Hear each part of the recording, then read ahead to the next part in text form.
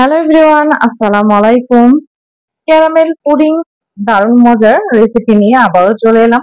দারুণ মজার এই রেসিপিটি কিভাবে সহজভাবে বানানো যায় সেটি আপনাদের দেখাবো।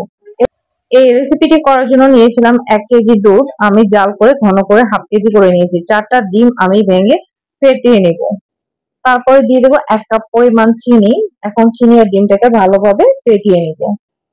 ডিম ফেটানো হয়ে গেলে যে দুধটা রেখেছিলাম জাল দিয়ে ঘন করে সেটা দিয়ে দিব। এখন ডিমের সাথে দুধটাকে ভালোভাবে বিট করে নিব। ফেটানো হয়ে গেছে। এখন আমি ক্যারামেলটা করে নিব। দিয়ে দিব 3 থেকে 4 চামচের মতো চিনি। এখন চিনিটা ভালোভাবে জাল করে গলানো পর্যন্ত অপেক্ষা করব। চিনিটা গলে গেছে, ক্যারামেল হয়ে গেছে। এখন যে বাটিতে আমি পুডিংটা বসাবো সেই বাটিতে ঢেলে দিব। ক্যারামেলটা আস্তে আস্তে করে বাটিতে সেট করে নিব। ঠান্ডা হওয়ার জন্য রেখে দিব। ঠান্ডা হয়ে গেলে দুধ আর ডিমের যে মিশ্রণটা রেখেছিলাম বাটিতে ছেঁকে দিয়ে দিব। এখন একটা কড়াইতে পানি সহ স্ট্যান্ড বসিয়ে বাটিটা দিয়ে দিব মুখটা লাগিয়ে। এখন পুডিংটা বসিয়ে দিলাম 30 মিনিটের মতো।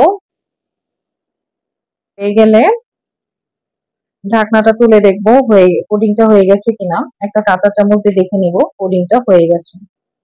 এখন ঠান্ডা করে নিব। ঠান্ডার পর একটা প্লেটে আমি ঢেলে নিব।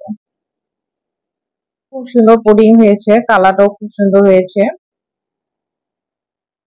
একদম পারফেক্ট একটা সুন্দর পুডিং হয়েছে। খেতে কিন্তু অনেক মজা হয়েছে।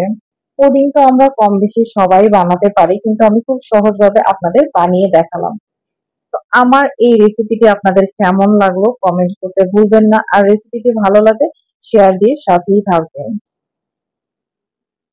পুডিং যেহেতু দুধ, ডিম এবং চিনি অনেক কিছুই থাকে, তো এই পুডিংটা আমাদের স্বাস্থ্যের জন্য অনেক উপকারী। বাচ্চাদের জন্য বিশেষ করে এটা আপনারা বাচ্চাদেরকে টিফিনেও দিতে পারেন, নাস্তায়ও পুডিংটা দিতে পারেন।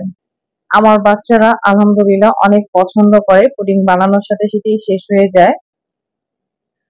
আমার ভিডিওগুলো যদি আপনাদের ভালো লেগে থাকে আমার চ্যানেলটিকে লাইক, কমেন্ট এবং সাবস্ক্রাইব করতে ভুলবেন না।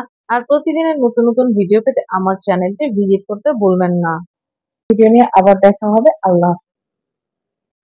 আমার রেসিপিটি যদি কেউ ট্রাই করে থাকেন আপনাদের কেমন লেগেছে অবশ্যই কমেন্ট করতে ভুলবেন না।